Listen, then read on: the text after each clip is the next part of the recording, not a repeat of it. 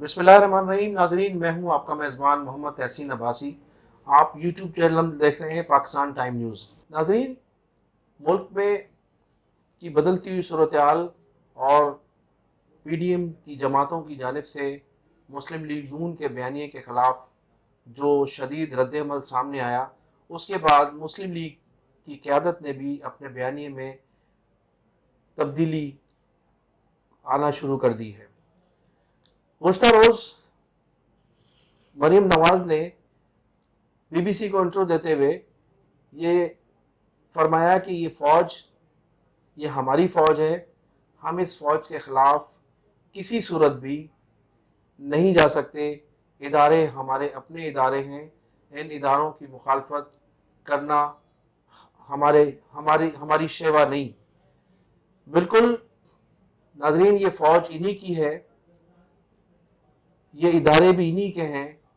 ان کی سیاست بھی ان اداروں کی وجہ سے، اس افواج کی وجہ سے قائم ہے، اور ماضی میں بھی یہ ادارے اور یہ فوج کی وجہ سے ہی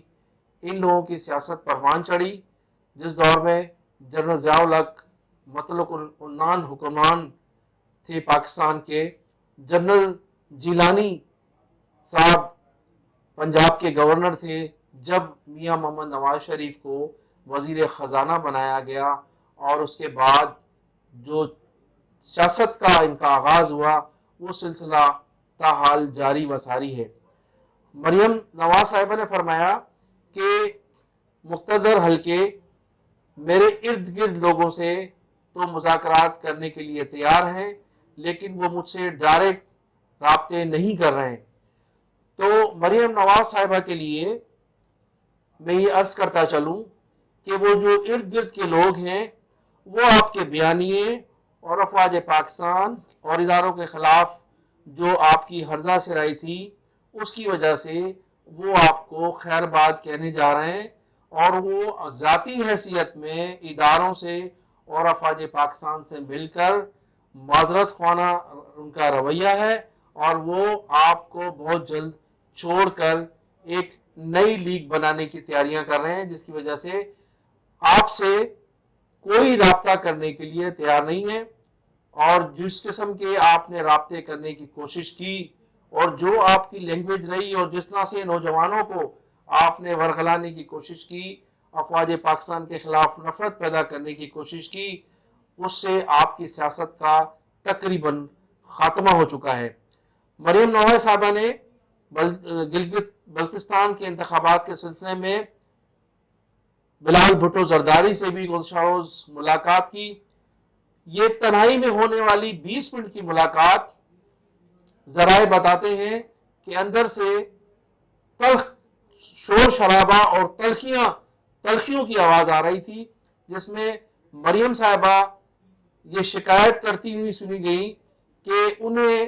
پیپلز پارٹی نے تنہا چھوڑ دیا ہے. پہلے تو نواز شریف صاحب کو 18 اکتوبر کے انتخابات میں تقریر کرنے سے روکا گیا. اس کے بعد پی ڈی ایم کے اجلاس میں جس طرح سے پیپلز پارٹی کا رویہ رہا، اور جس طرح سے ہمیں اکیلا چھوڑا جا رہا ہے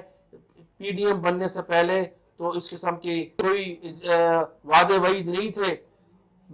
بلال بھٹو زرداری صاحب نے مریم صاحبہ پر اس ملاقات میں جو 20 منٹ تک جاری رہی واضح کر دیا کہ پاکستان پیپلز پارٹی کبھی اداروں کے خلاف نہ گئی ہے نہ جائے گی. پاکستان پیپلز پارٹی فوج کے شانہ بشانہ ہے. پاکستان پیپلز پارٹی زندہ باد کا نعرہ لگاتی ہے. ہماری قیادت نے اتنی شہادتوں کے بعد، جب ہمارے قائدین شہید ہوئے، ہمارے کارکنوں کو کوڑے مارے گئے، ہمارے سینکڑوں کارکنوں نے قید و بند کی سزائیں بھگتی، اس کے باوجود بھی ہم نے کبھی بھی اداروں کے خلاف، کبھی بھی فوج کے خلاف کبھی ہرزہ سرائی نہیں کی، اور نہ ہی آئندہ ہم کسی جماعت کے ساتھ کسی اتحاد میں بیٹھ کر یا اکیلی جماعت کبھی بھی اداروں کے خلاف اور فوج کے خلاف کبھی بھی ہرزہ سرائی اس لیے نہیں کریں گے کہ فوج ہماری سرحدوں کی محافظ ہے. اگر ہم سوتے ہیں تو فوج ہماری حفاظت کرتی ہے. تو پاکستان پیپلز پارٹی کے چیئرمین نے یہ بالکل واضح کر دیا، جس کے بعد مسلم لیگ نون تنہائی کا شکار نظر آ رہی ہے. اور انہوں نے واشکاف الفاظ میں بلال بھٹو زرداری صاحب نے واضح کیا مریم نواز پر کہ وہ الیکشن گلگت بلتستان کے انتخابات میں پیپلز پارٹی تنہا لڑے گی اور انشاءاللہ جیت کر وہاں حکومت بنانے کی پوزیشن میں آ جائے گی. دوسری جانب ناظرین، پاکستان میں کرونا وائرس کی وبا ایک مرتبہ پھر خطرناک حد تک پھیلتی جا رہی ہے، لیکن خوش آئند بات یہ ہے کہ ہماری وفاقی اور صوبائی حکومتوں نے اس سلسلے میں کافی حد تک ذمہ داری کا مظاہرہ کرتے ہوئے نظر آ رہی ہے. کئی روز سے اس سلسلے میں مختلف اجلاس منعقد ہو چکے ہیں اور مزید اس سلسلے میں اقدامات بھی کیے جا رہے ہیں. چند ماہ قبل جب یہ وبا ملک میں داخل ہوئی تو حکمرانوں نے اس سلسلے میں کوئی خاص اقدامات تو نہیں کیے تھے، لیکن بعد ازاں وفاقی اور صوبائی حکومتوں نے ایک پیج پر آ کر اس وبا سے جس طرح سے قابو پایا اس وبا پر، تو اس کے چرچے پوری دنیا میں سنے گئے. کورونا وائرس کے سبب پورے ملک میں lockdown, smart lockdown کیا گیا. اس سے بعض تاجروں کو بھی جیل جانا پڑا. اس کے علاوہ ملک بھر کی بعض مساجد کے علماء کرام کو بھی جیل دیکھنا پڑی. اس قسم کی کارروائیاں کورونا وائرس کو روکنے کے لیے کی جاتی رہیں. تاہم کورونا وائرس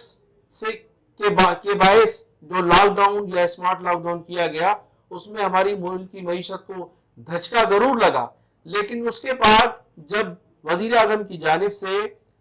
ادارے کھولے گئے، فیکٹریوں کو، انڈسٹریز کو کام کرنے کی اجازت دی گئی، بازاروں کو ایس او پیز کے تحت کاروبار کرنے کی اجازت دی گئی، تو آج ہمارے ملک کی ٹیکسٹائل انڈسٹریز اور سیمنٹ انڈسٹریز دنیا میں الحمدللہ بہت گروتھ کر چکی ہے. اور اس وقت ہمارے پاس ٹیکسٹائل انڈسٹریز میں اور سیمنٹ انڈسٹری میں اس قدر آرڈر ہے کہ جن لوگوں نے ہمیں یہ بتایا کہ تقریباً کوئی 1 سال کے آرڈر ہمارے پاس موجود ہیں، اور ہم ان جو غیر ملکی کمپنیاں ہیں ان کو ہم اس وقت 1 سال تک آرڈر بک نہیں کر رہے ہیں. تو اس وقت ٹیکسٹائل انڈسٹری اور سیمنٹ انڈسٹری میں جو ماشاءاللہ عروج ہے اس کرونا وائرس کے بعد،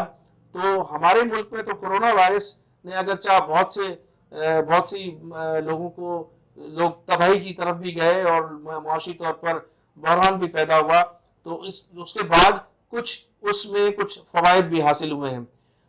ایک اور جو سندھ کے عوام کو شکایت یہ رہی کہ سندھ کی صوبائی حکومت نے لاک ڈاؤن کے دوران جو 8 ارب روپے کے راشن بانٹنے کا دعویٰ کیا تھا، وہ دعویٰ بھی غلط ثابت ہوا، اور عوام ایک مرتبہ پھر اس امید کیے ہوئے ہیں کہ اگر خدا نخواستہ اس قسم کا دوبارہ لاک ڈاؤن کیا گیا تو کم از کم گورنمنٹ اب جو ماضی میں 8 ارب روپے کی بات کی گئی تھی، اب 8 ارب روپے کا راشن بانٹ کر کم از کم سرخرو ضرور ہوگی. تو ناظرین، اس کے ساتھ ہی میں آپ سے اجازت چاہوں گا. آپ میرے چینل کا بھی خیال کیجئے اور اپنا بھی خیال کیجئے.